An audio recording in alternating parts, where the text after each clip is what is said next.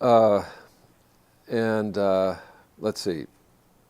So I'm going away next week again. How did that happen? So how's the trip? It's been very nice. I was in Albuquerque and Santa Fe, Tucson, and New York, and it was really lovely in the Southwest, hot, and it's beautiful there. The mountains are lovely. Tucson, I'm going for little runs around the university there where I was staying, and you can see the mountains in all directions in Tucson. And I was at Joan Halifax's place in Santa Fe, which is a lovely, lovely spot. Probably you've been there. It's just gorgeous piece of land and beautiful, beautiful buildings. And in New York, got to see our children. Kathy came and joined me. We had a lovely time. As you know, I'm a giant fan of the painter, the Italian painter, Giorgio Morandi. And actually went a couple years ago to Bologna, where his home and museum of his work is located. So there happened to be a big retrospective show of Morandi at the Met. So we went there, and so it was great fun. I had a good time. But I won't be here next week. We'll have sesshin up in Canada and Shuso ceremony up there next week.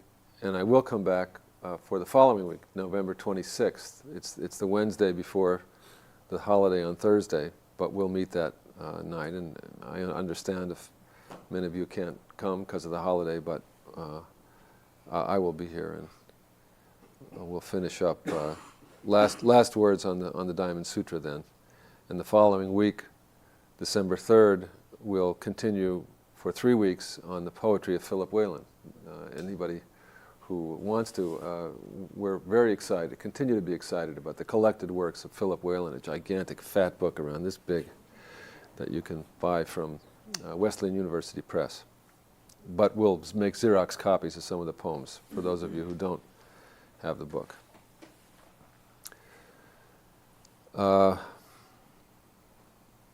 So tonight I'd like to pick up where Chris left off last week. Chapter 13 of the DiamondSutra.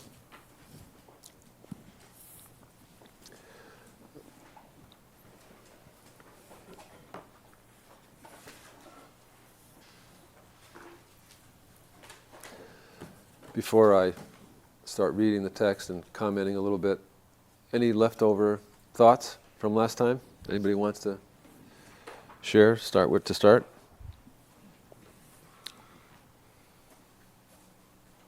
No?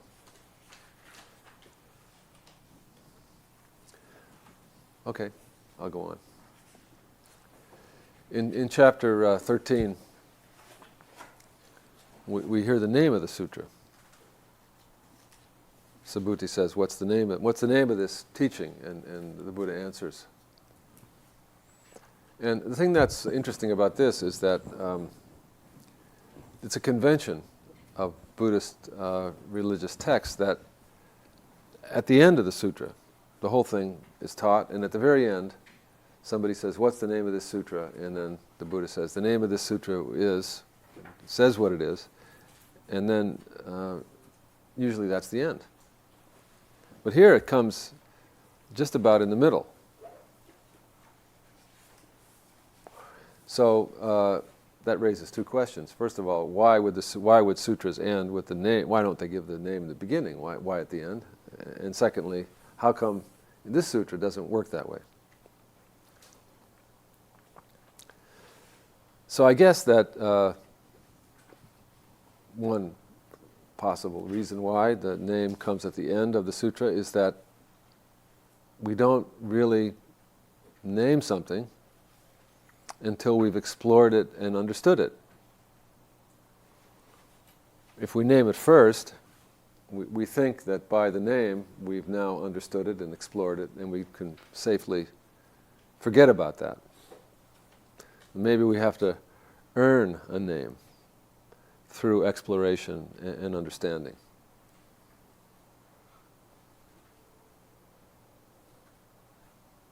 Names of things need to be earned.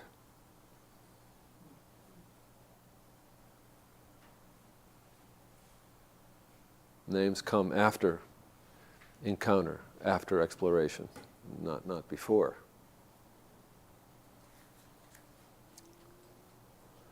But here, the name comes in the middle, which makes you think, well, as we'll see in a moment, I'll read you a passage from Konza. Konza thinks that actually this is the end of the sutra, that all that comes afterward is a hodgepodge of different things that have been tacked on here and there and don't make much sense, and actually the sutra could end here, and that would really be a better ending. So that's possible. Here's what he has to say about that. The great scholar Edward Konza. The second part of the sutra, the part that begins here, presents the commentator with exceptional and so far insuperable difficulties. It is not impossible that one day someone may succeed in offering a satisfactory explanation, but none has yet been found. Even Asanga, Vasubandhu, and Kamalashila were often at a loss. These are the great, three of the greatest Buddhist pundits throughout history.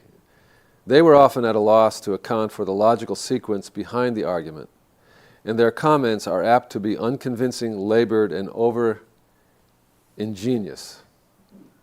Only Edward Konza would pronounce such a judgment on the great sages, Asanga, Vasubandhu, and Kamalashila, but that's what he says. My own commentary, based on their suggestions, was rewritten a number of times. Even in its final form, it failed to ring true. And I must agree with my friends who pronounced it to be unhelpful, inconclusive, tedious, uninspiring, and positively confusing.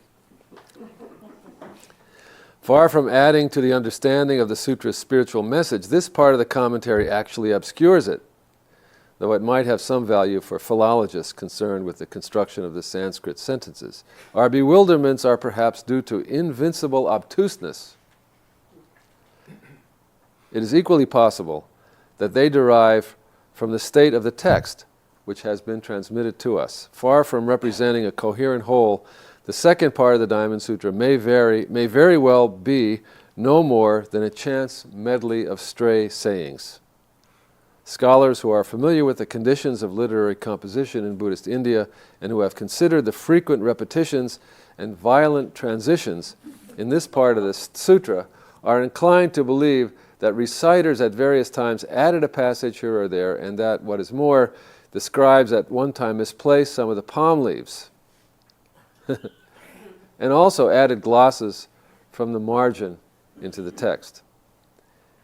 In that case, the sequence of the argument would be determined by a series of mechanical accidents, and I have been content with a bare translation of chapters 3 to 29, adding a few headlines to serve as tentative indications of the problems discussed, which are nearly always variations on the topics in the first part. So, in this book, Konze translates each section and then comments at length, explaining, how it all works out. But here he says, "Forget it. This is too confusing. I'm not doing that." So he just actually goes on to translate the next several pages with no commentary at all for the reasons that he gives here. And if you read this, he's not wrong. I mean, a lot of it is very much a repetition of what you heard in the beginning. It's really the same, not only application of the same formula to different issues, but the same issues exactly repeated. Not word for word, but pretty much the same. And it's hard to tell, how one thing follows after another. And you could really believe it that this was somehow added on willy-nilly. Now, red pine, you remember several months ago when we were talking about the sutra, we discovered that red pine has a very unusual reading of the sutra. The interlocutors of the sutra are the Buddha and Subhuti, and usually in these Prajnaparamita sutras, Subhuti is in the know, so to speak. Subhuti and the Buddha are speaking about this teaching that they both well understand. That's usually the case. But Red Pine's theory is that actually Subhuti doesn't understand, and that the Buddha is trying to subtly set him straight. And then, right about now, Subhuti does understand. And that's why the sutra is named here. It's named because at this point, according to Red Pine, Subhuti now gets the point. And as we know from studying the sutra up to now, it is not an easy point to get, and it's not easy to discern, whether one gets the point or not, because getting the point might be exactly not getting the point, right? As we kind of are getting the feeling for this. Getting the point you would be off, because it's not a point that you would get. If you got the point, you would be grasping and clinging, and therefore you wouldn't get the point. So it's hard to grasp and hard to cling and hard to understand. But nevertheless, Red Pine says that at this point he does get the point. Anyway, this is some of Red Pine's words about this. Subhuti has finally begun to understand this teaching and asks for a name by which to remember it. The Buddha not only gives us a name, he shows us how it works, as he applies this teaching first to the teaching itself, then to the world in which the teaching is taught, and finally to the people who teach it. All of which turn out to be empty of anything real. Which, for those of you who are new to this teaching, that's good news, not bad news. That it's empty of anything real, this is really good, not bad. And if we would emulate such teachers, renunciation is of no help. For anything we might renounce is equally illusory. Hence the Buddha does not suggest that we renounce anything, for renunciation is also attachment. And this is really true, isn't it? Yeah. Renunciation is also attachment. This is where arhats and bodhisattvas part company. The Buddha asks us simply to see things as they are and to share this vision with others. Not to renounce anything, not to do anything, but simply to see things as they are and share this vision with others. Buddhas do not arise from emptiness, but from this teaching which liberates us from both delusions and emptiness, as well as from the renunciation of delusion and emptiness.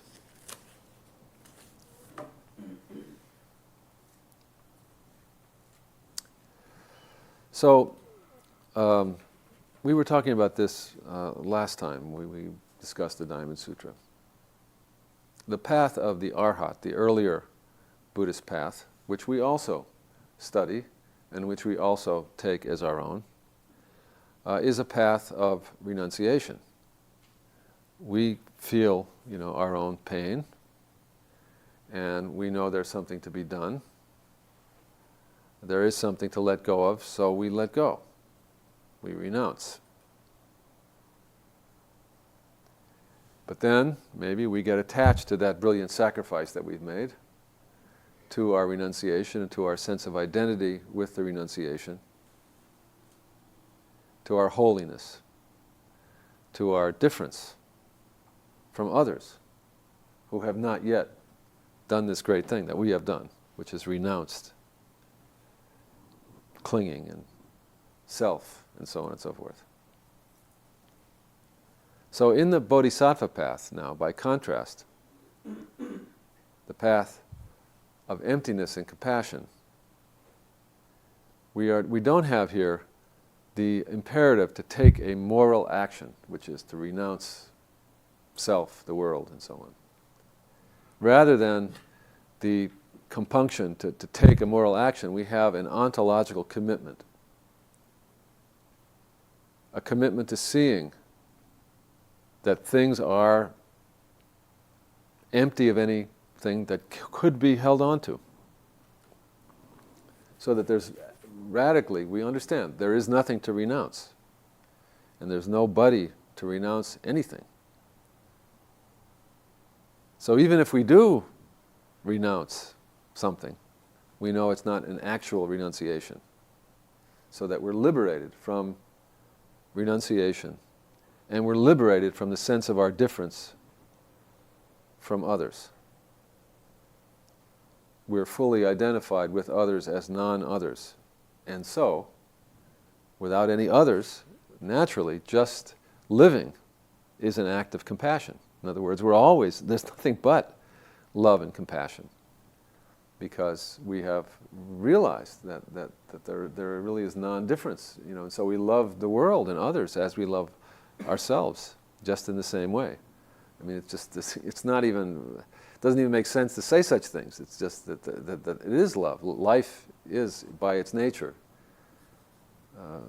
loving kindness, no matter what goes on.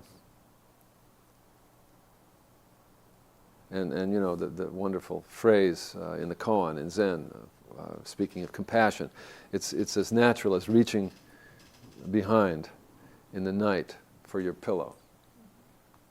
Nothing special, it's just that natural action to bring comfort to a weary head. Whether it's your own or someone else's, it really hardly matters. So this is the shift being proposed in the Diamond Sutra, from a moral act of, religious act, to what I'm calling an ontological commitment, an understanding of the way the world really is, which we may forget from time to time, and maybe frequently, but we remind ourselves.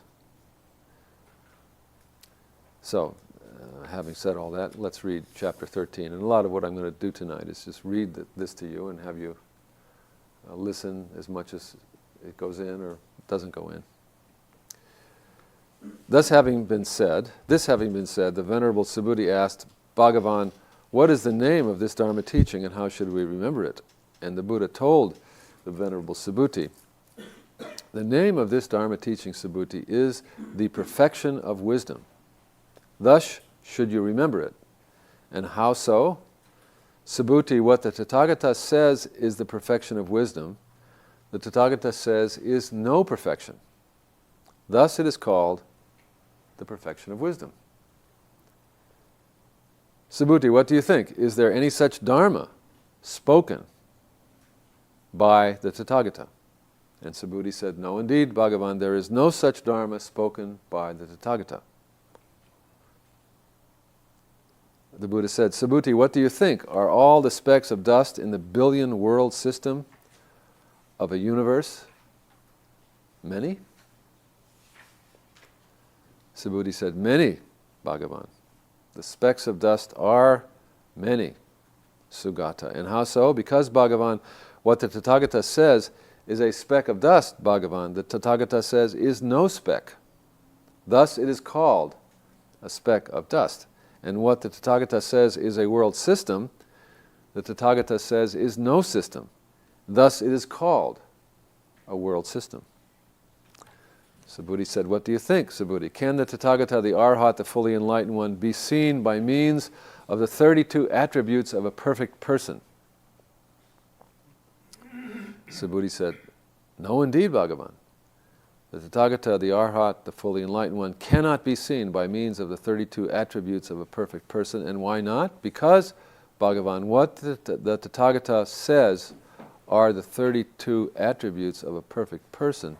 Bhagavan, the Tathagata says are no attributes. Thus are they called the 32 attributes of a perfect person.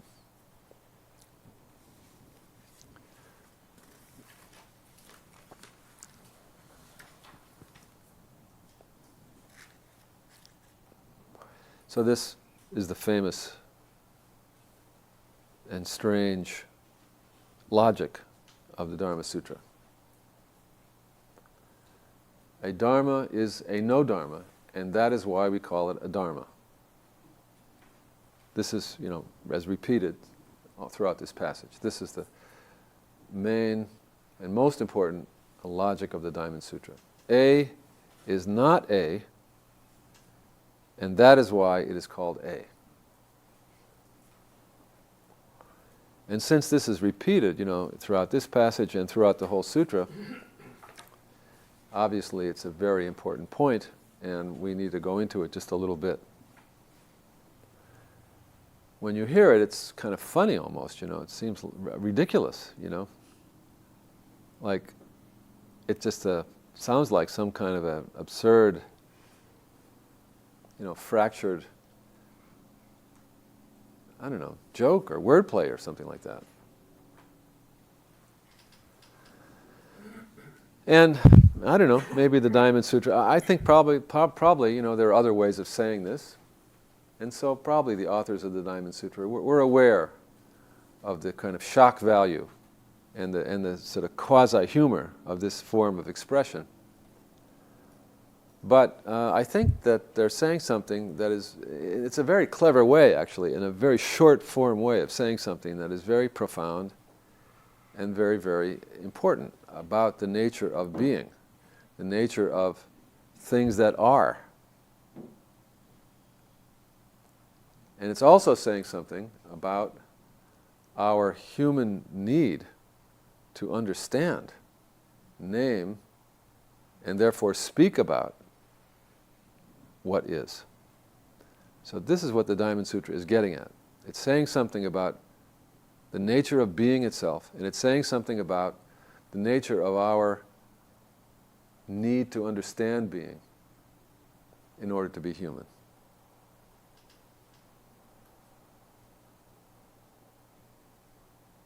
Because, it's not as if, we are in the world and then later on we speak about it and think about it.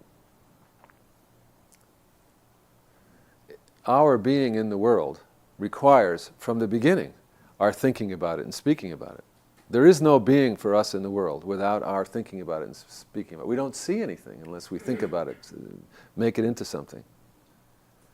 So our human understanding of things and things that are intimately connected for us. And so the Diamond Sutra is saying something about both of these things. And when you just look at this, in a simple-minded way, it is not a very strange thing. I mean, this is a fact. It's true for me, and it's true for all of you. I can only be myself because I'm not myself. Now what do I mean by that? It's a funny way of putting it, but this is the way the Diamond Sutra puts it. But it's absolutely true. I'm myself because I'm a living creature. I'm alive in time. That's when I say I'm myself and you recognize me as a person and you recognize yourself as a person. That's what it means. You're alive, we're alive in time. Which means that I must, of necessity, always be changing, always be different, always be in development, always be things that happen to me in my life and interactions that I have with others are constantly making a new me. So I'm in a constant process of revision. And if I weren't alive in that way, in a constant process of revision, I couldn't be myself, right? What would I be? I'd be a stone or something. Or I wouldn't exist at all. So my being myself requires that I also not be myself. I'm also in a constant state of not being myself, right? That's what makes me myself. So even though, like I say, the Diamond Sutra's way of putting this is very strange, it actually is, quite commonsensically the case. I am myself exactly because I'm not myself. If I were not myself, I could not be myself. So that's the first part. A is not A. Everything is a not that thing. That's how it gets to be that thing. But the next part of the sutra is very pointed. It says that's why it's called. A is not A. That's why it's called A. I am not myself. That's why I'm called myself. So this is a statement very distinctly about language and conceptualization. I see myself and I call myself and I think of myself as myself, and I have to do all that, otherwise I cannot have a coherent experience of myself. And I can do this only because I am not myself. Myself is changing, self-canceling, constantly influenced by everything, but in fact, I don't live this way, right? We all live as if we are a fixed entity called myself. And now I'm caught by this calling myself. Now, the fact that I'm evolving, I'm resisting this now. Because, I don't want to change that much. It's difficult to change. And there are certain ways in which I'm not going to change. I don't care what anybody says. I'm not changing in that way. So if bad things happen to me, I'm denying that. I'm not going to stand for that. And if they happen anyway, I'm going to be in crisis. Right? Because I have a very fixed idea about what it is, who it is I am, and what it is I think I should be doing, and what should be happening. So the fact that I have called myself in a particular way, and that I'm fixated on that, is causing me a great deal of pain. If only I realized that it's because I'm not myself, that's why I'm called myself. If I realized that, then I could call myself in a different way.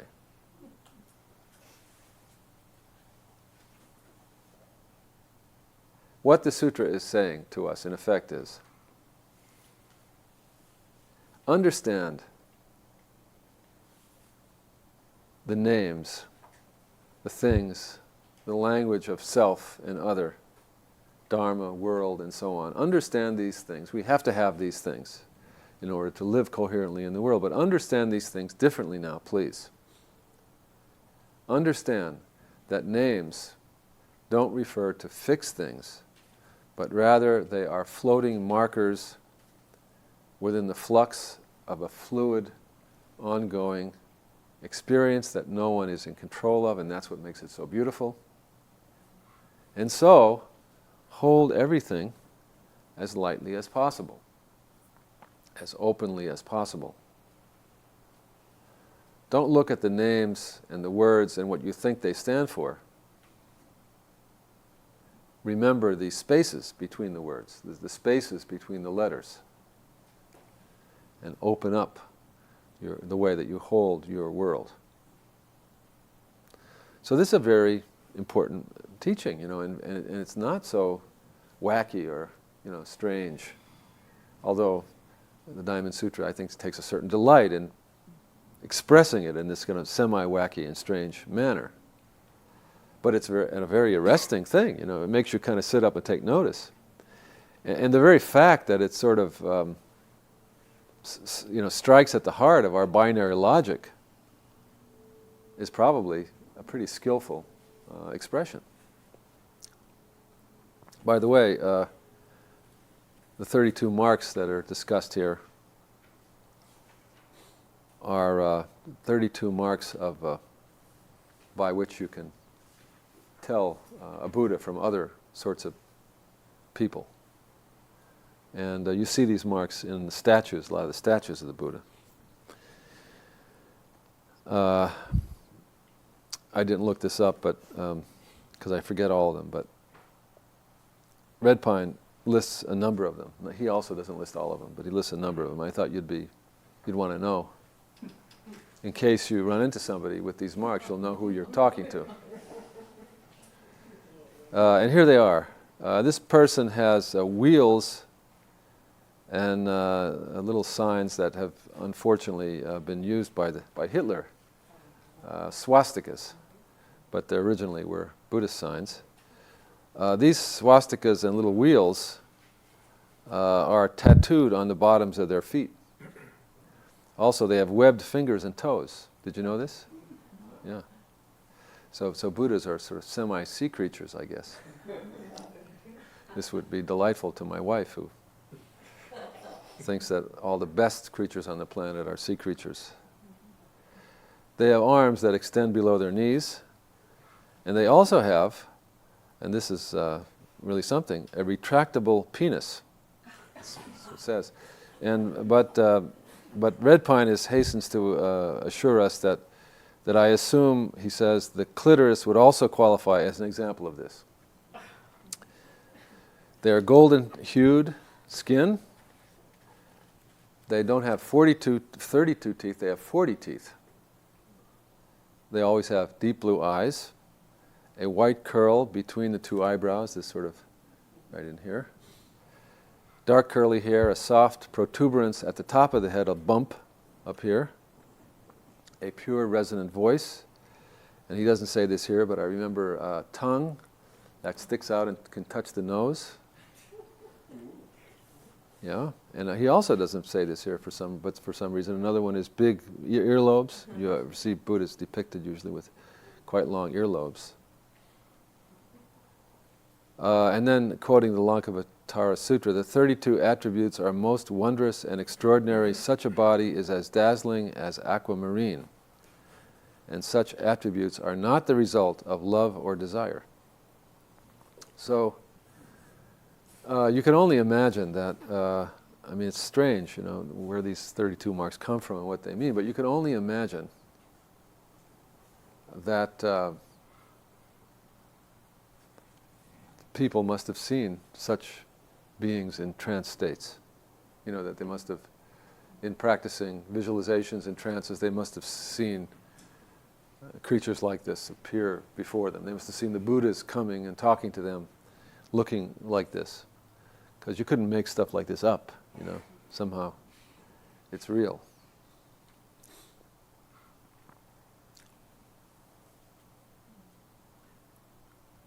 And now the thing about this, you know, it says, you know, the 32 marks are not no marks. That's why they're called 32 marks. And of course, our prejudice would be, yes, well, of course they're imaginary. That's why the sutra says this. And they are imaginary. But they're actually no more or less imaginary than our marks. In other words, the reality status of this creature with these marks is exactly the same as the reality status of ourselves. Where in our system of thought, we would assume that we are somehow more real. You know, these earlobes are more real than the longer ones. They're imaginative. But why would imaginative earlobes be less real than... This is, after all, also an imaginative earlobe, right? So anyway, just a little footnote. So this section 13 finishes with this paragraph.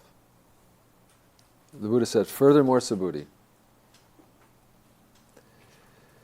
if a man or woman renounce their self-existence every day, as many times as there are grains of sand in the Ganges, and renounce their self-existence in this manner for as many kalpas as there are grains of sand in the Ganges, and someone grasped but one 4-line verse of this Dharma teaching and made it known and explained it to others, the body of merit produced as a result would be immeasurably, infinitely greater.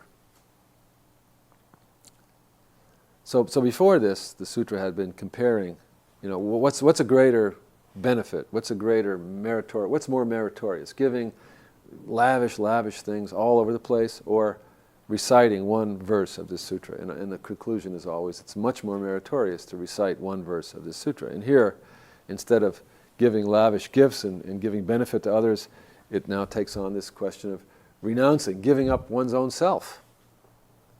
What's more meritorious? Completely giving over one's own self, as if one had a self to give over, or 4 lines of the sutra. And there's no comparison, because these words of the sutra are non-words, and that's why we call them, you know, words of the sutra, and they're much more precious. And they provide much more merit, boundless, measureless merit. And this is also a trope that's repeated, as we know, over and over again in the sutra. It's kind of like the ultimate in self-promotion. It's like a political ad on TV, you know. I'm the greatest and nothing else can compare with me. So on the one hand, you know, I think the sutra is maybe doing this, you know, it maybe is actually promoting itself. Maybe when they wrote the sutra, they realized this is pretty radical stuff.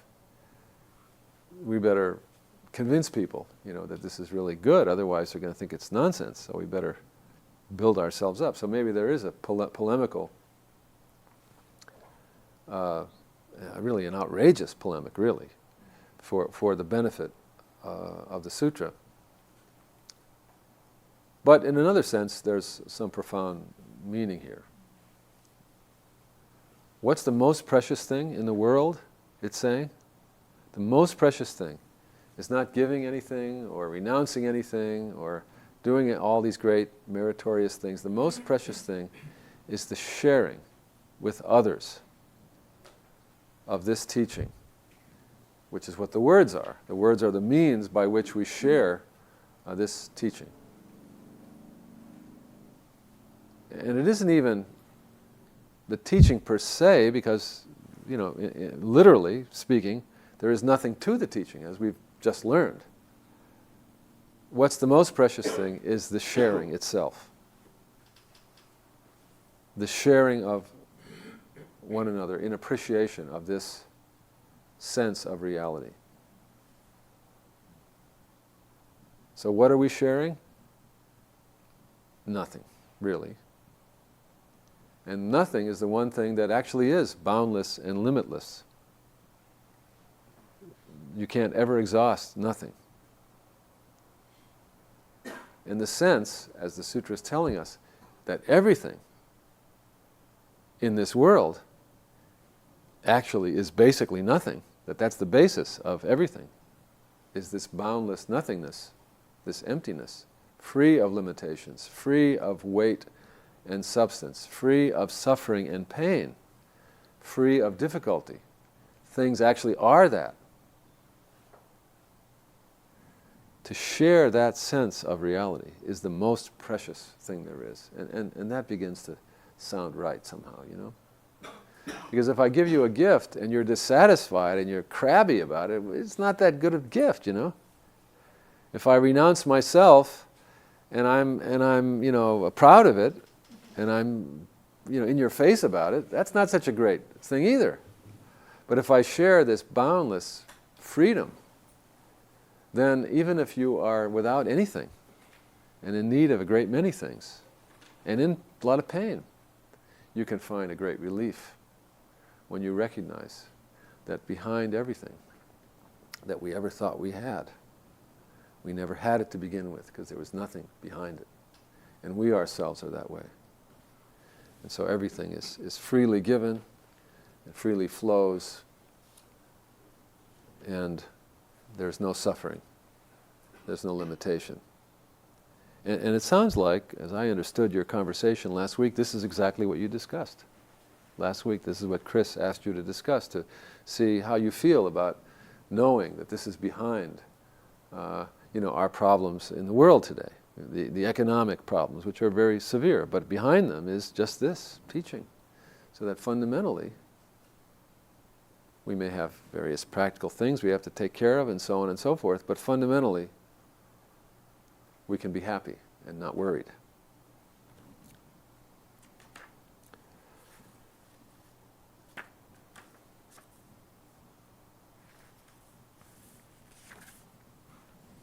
Chapter 14. By the force of this Dharma, the Venerable Subhuti was moved to tears. So, this is great, Hearing this, the Buddha burst into tears. He was so moved by this. I don't think you have that in the Pali Canon. I don't think there's that I'm aware of. I'm not an expert on it by far, but I'm not aware of a single instance where someone hears the Buddha's teaching and is so moved by it that they burst out crying. But that's what happens here. Very emotional bodhisattvas. So he wipes his eyes and he says to the Buddha, "How remarkable, Bhagavan. How most remarkable, Sugata." I mean, because he must have, at that moment, he must have felt his burdens lifted, right? He must have felt, my God, this is so true. And I've been so worried about this and that and the other thing. And I realize now that it's all okay. It's sort of fundamentally okay. That would make anybody burst into tears, It would, wouldn't it? So he says, this is so remarkable. This teaching that the Bhagavan speaks for the benefit of those beings who seek the foremost of paths, for the benefit of those who seek the best of paths, and from which my own awareness is born. Bhagavan, I have never heard such a teaching as this. They shall be the most remarkably blessed of bodhisattvas, Bhagavan, who hear what is said in this sutra and give birth to a perception of its truth. And how so? Bhagavan, a perception of its truth is a no perception of its truth. Thus does the Tathagata speak of a perception of its truth as a perception of its truth. Hearing such a Dharma teaching as this, Bhagavan, it is not remarkable that I should trust and believe it. And this is the thing, this is although, in other words, there is no idea here in this sutra that I can grasp and say, this is my doctrine, this is what I believe. It's in fact the opposite. The sutra, rather than giving me something to believe and something to understand, it's taking away from me all the things that are weighing me down and making me really upset. It's saying, you don't have to worry about that. It's really insubstantial. And hearing this, I feel so much trust and so much belief. And so this is a kind of joyful expression. The trust and belief that we feel, knowing that the world is this way. But in the future, Bhagavan, in the final epoch, in the final period, in the final 500 years of the Dharma ending age, Bhagavan, those beings who grasp this Dharma teaching and memorize it, recite it, master it, and explain it in detail to others, they shall be most remarkably blessed. So, I don't know if we probably said this at some point, but there was a whole concept in Buddhism, because people said to the Buddhists, well, you believe everything is impermanent, so I guess Buddhism and the teachings are also impermanent, right? And the Buddha said, by golly, that sounds right to me. That's right, how could everything be impermanent but not the teachings? So the teachings are also impermanent, but they'll last for a certain amount of time. There'll be a time when the Buddha is still around, when the teachings will be very strong, and a lot of people will get enlightened and really understand. There'll be a time after that that'll be less good, and then a time after that it'll be pretty dicey, and a time after that, the fourth period, when it'll be impossible. Nobody will get it at all. It'll be a degenerate, horrible age. Nobody will understand anything. Practice will be impossible, and then it'll disappear. So there was that teaching. And of course you can imagine, just like in Christendom, when they try to figure out, when is the second coming, when is the world ending? They're still working on this, Similarly, in Buddhism, they thought, well, when is the first period, what period are we in now? So we can clearly imagine that this sutra was written during a time when people thought it was the last period. People thought. And during Dogen writes a lot about this, because there were actually whole schools of Buddhism based on the idea that this is the last period and practice is impossible now. The big schools of Buddhism in China and Japan are based on this idea.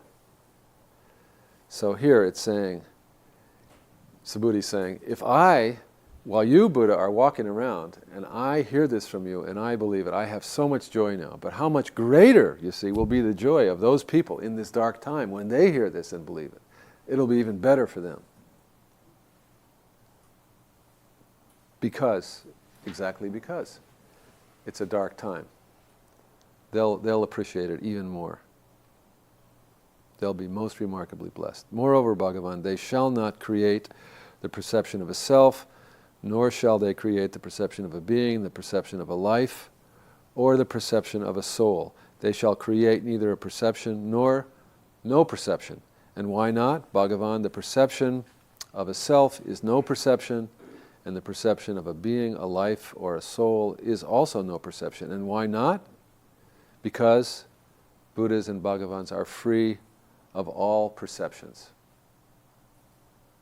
Meaning they understand a perception as a non-perception. They understand the lightness of being. They're not stuck on this is a that and that's a this. This is temporarily looks like that, but who knows what it really is.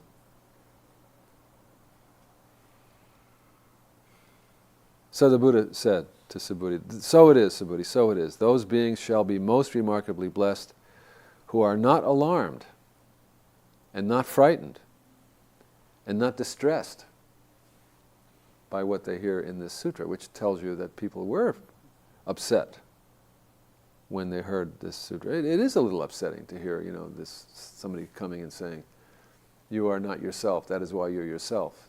To some ears, this could sound upsetting and distressing.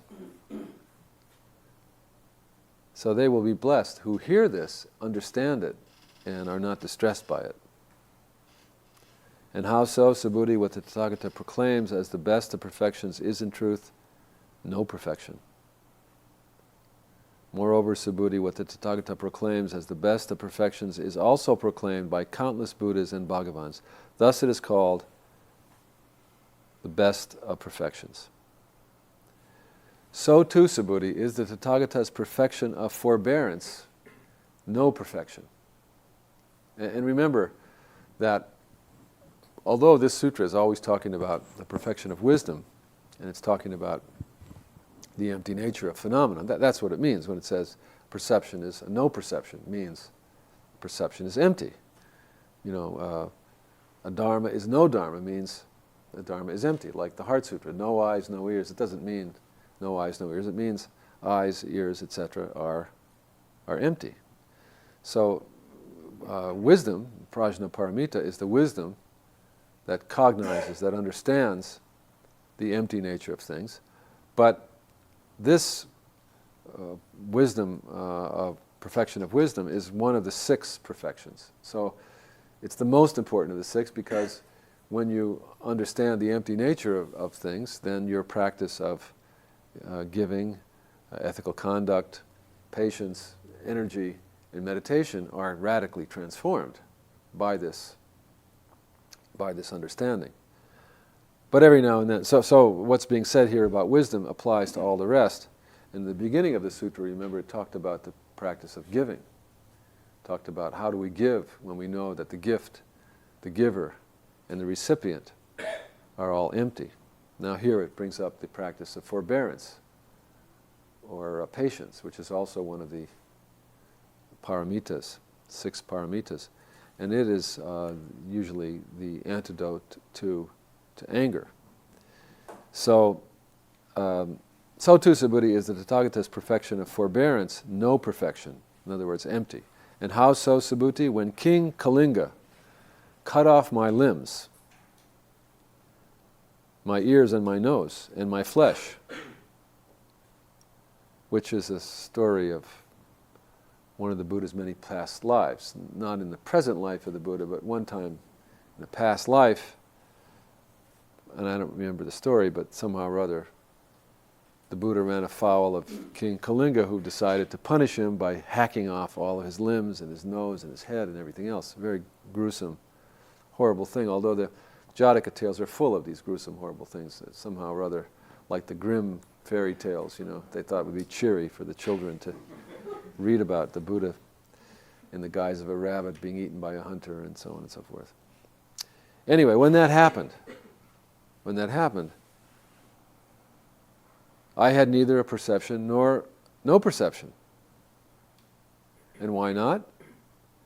At that moment, Subhuti, if I had had the perception of a self, at that moment I would also have had the perception of anger. What? Anger.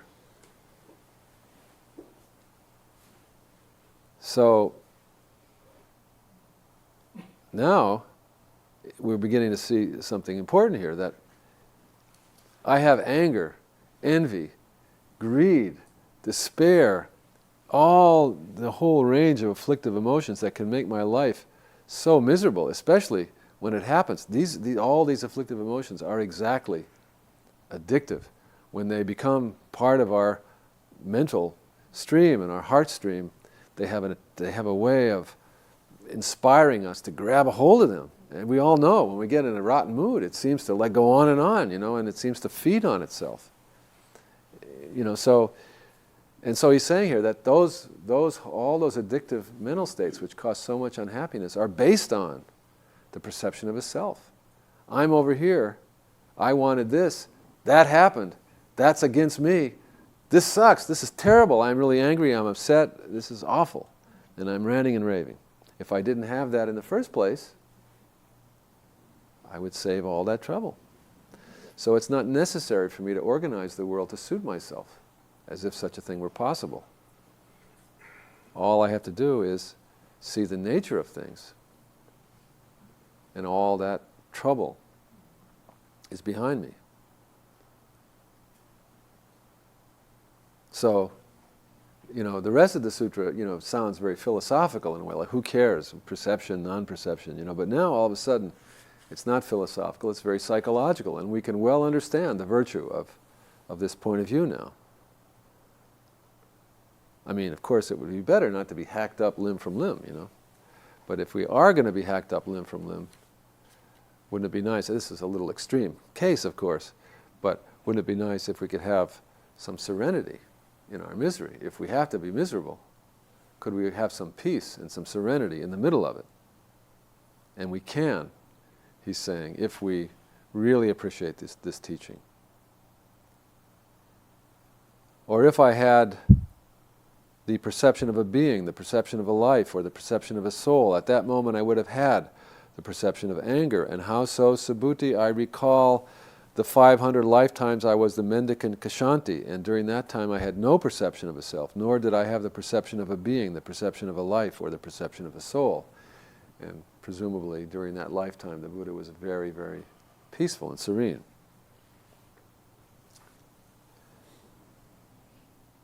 And then the sutra now repeats pretty much the same as earlier, this idea of giving birth to a thought, not attached to a sight, a sound, a smell, a taste, a touch, or a dharma. And this we heard in the very beginning. This that arises from the heart, a thought of emptiness and compassion that arises from the heart without attaching or depending on anything. And we should give gifts. We should be generous and loving in that same spirit.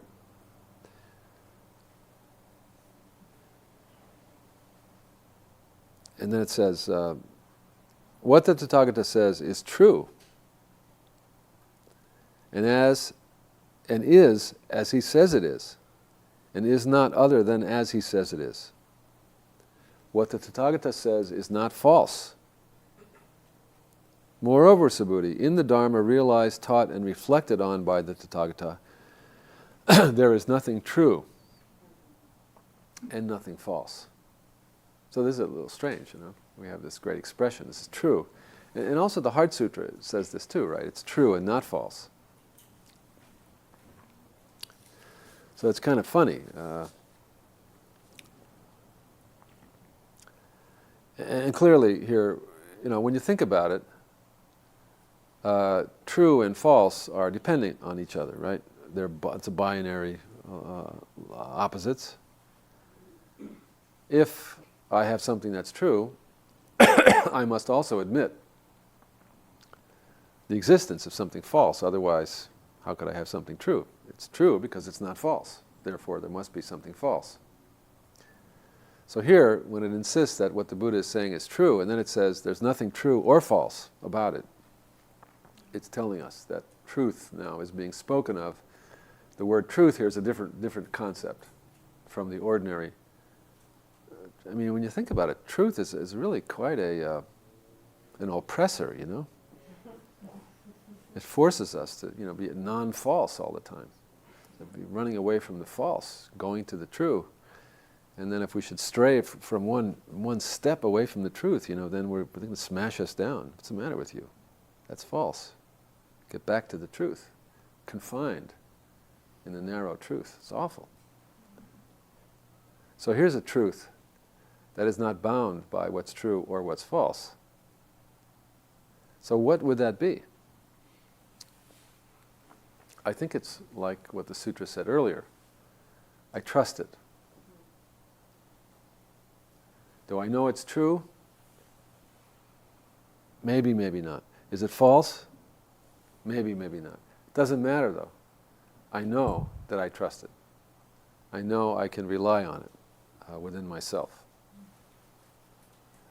And when I thought of that today, I remember now, some of you may remember this from many years ago, there was this, every religious group has its religious speak, Every little clique and group has its own little patois, which I really hate that, and I try to avoid that, but it's almost impossible to avoid. But in the early days of the San Francisco Zen Center, people had this phrase that they would always use, which used to drive me nuts, but it was a common phrase. There's some feeling, people would say, there's some feeling that such and so is good or bad or this or that. There's some feeling. And I always thought it was such a stupid thing to say, or what did it mean and why were they saying that? But now I think it's actually very smart, because it isn't a matter of something being true or false or good or bad. It's that we have a feeling this way or that way about it. A feeling of trusting it, a feeling of knowing it. And in other words, it's not a matter of we have a proposition that we have verified. It's a matter that our hearts are aligned in this way or that way. That's kind of a beautiful thing. So I think it's in that sense that Buddha says it's true. It's really true because we feel it's true. We know it's so. And it's not limited by what's false. Then, in the next paragraph, it's really stunning. Because it's the exact opposite of the way we would look at things. Suppose, Subhuti, a person enters a dark place in which you can't see anything. That is being like a bodhisattva who's ruled by objects. Someone who's practicing giving, thinking there's something to give, is like being in a dark room where you can't see anything. Now, Subhuti, imagine a person with eyesight at the end of the night, when the sun is shining forth, who can see all manner of things. This is like a bodhisattva not ruled by objects, like someone practicing charity, practicing giving, not ruled by objects. So, if we say the word empty or emptiness, it conjures up sort of a darkness, in which everything is one, or nothing exists separate, And we think of the brightness being a world in which we see all these different objects and different things. But think about that. He's saying it's just the opposite. That the world of fixed, hard, and fast things that we think we're living in is actually a world of darkness. We're not seeing anything. We're not experiencing anything. We're just dragged down, by what we think is there. And when we realize the empty nature of things, it's like the light shines, and we see everything in its real beauty, instead of being in a darkened room. That really struck me.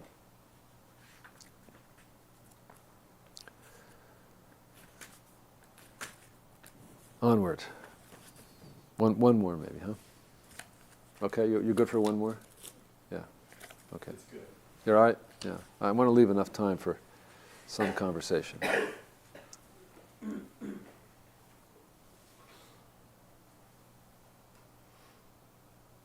So then we have the Buddha saying, if a man or woman renounce their self-existence during the morning,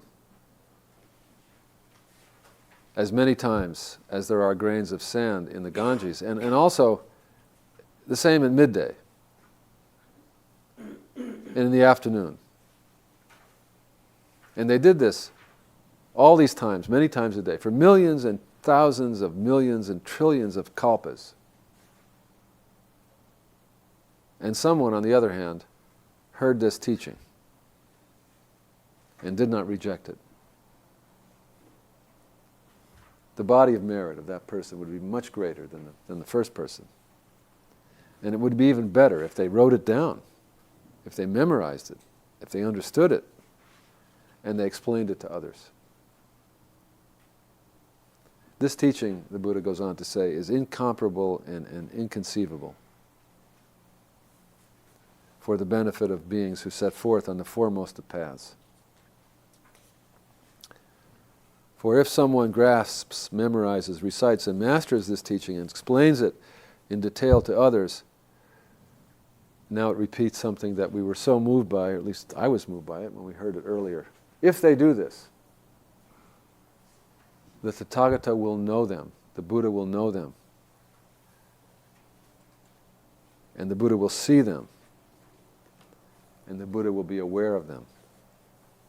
For all such beings have produced a body of merit that knows no limits, incomparable, immeasurable, etc., etc.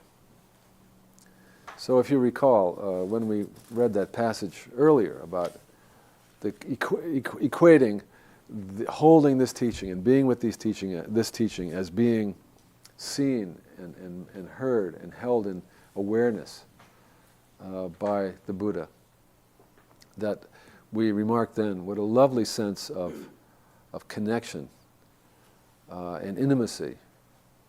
You know, to be loved, to be seen, to be known. There's a deep human longing for this, you know? And I think this is the source of our tremendous, you know, human alienation and loneliness, is we don't feel seen, we don't feel known, we don't feel heard. I mean, truly and really, by someone whom we absolutely respect, you know, as we would respect the Buddha. In other words, the ideal person, who's a real person, sees us, knows us, and so on in this way. And so I think this is a deep human longing. I mean, I think we all human beings have this if we can get to it. I mean, some of us are so broken, you know, that we don't even know that there is such a longing in us. I think it's one of the most deepest human longings, to be seen and known and heard in this way by someone who holds our deepest respect, you know, that we project from ourselves onto that person. This is a huge thing, I think, for human beings. And it is exactly the mirror opposite of what we usually have, which is our sense of being not seen, not heard, of our sense of living in a world in which that is not hospitable to us, that is not loving.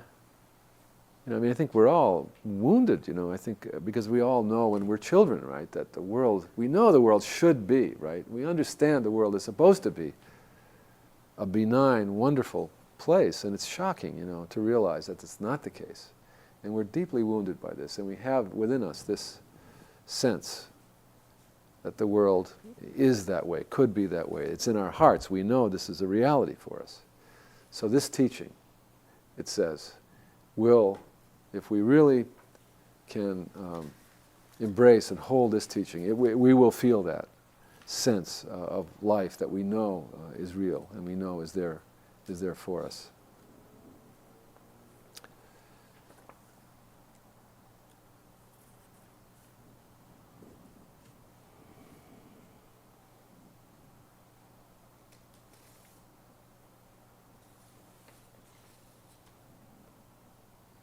So maybe we stop there, huh? We'll resume.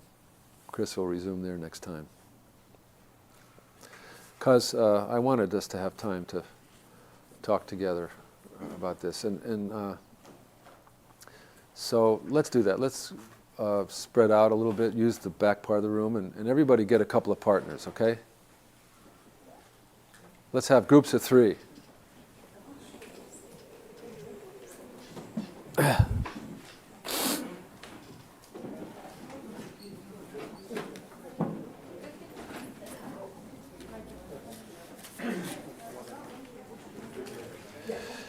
So here's the assignment for this discussion. This is a good one, I think.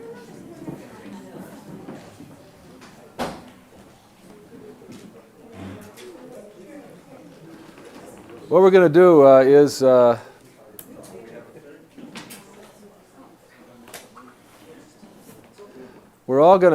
each one of us is going to give around a 4-minute Dharma talk about the DiamondSutra teaching. So you know, and you can, in other words, here's what the DiamondSutra is saying. Here's how I have understood it. Here's what it means to me. And you can start anywhere. You can say you know, you can start with the idea of a dharma is no dharma. That's why we call it a dharma, or not any particular phrase or or section of the sutra, but just your more general impression, the importance of the emptiness teachings and compassion teachings and how they relate to each other. And we all need to start from the assumption that we actually do understand the sutra. We have understood. Because I've done such a terrific job of explaining it to you that now I have no doubt at all that everybody here completely understands. And of course, nobody's going to understand it the same as somebody else or the same as I have explained it. I'm just giving my way of explaining it, which won't be yours. So I think that when you think about it, nothing could be more un-DiamondSutra-like than the idea that you might have that you don't understand it. Right? What could be more unlike the Diamond Sutra than that? Understanding is no understanding, right? That's why we call it understanding. So if you don't think you don't understand, obviously you do, right? So, however, you could easily see how the idea that you didn't understand could stand in the way of your giving a talk on the sutra. So the thing to do is disabuse yourself of that idea and free yourself from the bind that that idea would put you in, and just open your mouth and say what's true for you. Not in the sense of not false, but in the sense of you feel it's true. Okay, so let's take a breath for a moment. And everybody, do I understand that everybody's got 2 partners? It's better to have groups of 2 than to have groups of 4, because... So everybody's in a group of 3 or in a group of 2, right? Okay, so let's return to silence just for a moment and meditate for a moment there on the emptiness of all dharmas.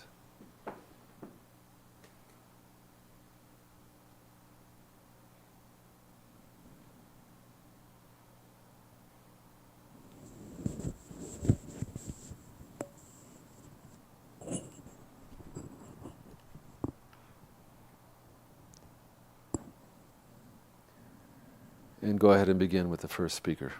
So, are there any comments? Just a few. We have time for just a few quick comments, if there are any. And I would like to, let's see, we had John, what's John's father's name? Jack, yeah. We had John Good's dad died. You all know John from San Francisco, and so we thought we'd chant for him tonight, and anyone else who's had a death, we can also chant for. But before we do that, so if you don't mind, that'll take a few minutes. But before we do that, any comments, any thoughts? Yeah, Ursula.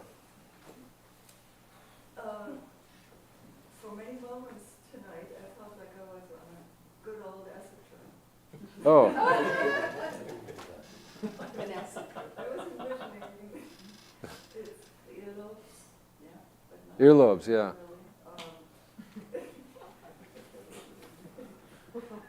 really. Yes, and then not yes. It all comes, really, it reminded me of it. Uh-huh. And not being able to really do anything about it, you know. Yeah. What's there to do And anyway? not even Yeah. wanting to be able to do anything Yeah. about it. Well, I don't know if I should be happy or dismayed by what you...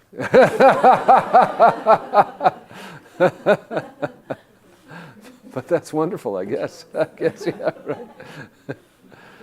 right. What else? Anybody else? I heard some pretty good Dharma talks as I was walking around the room. It was pretty interesting. Quite a variety.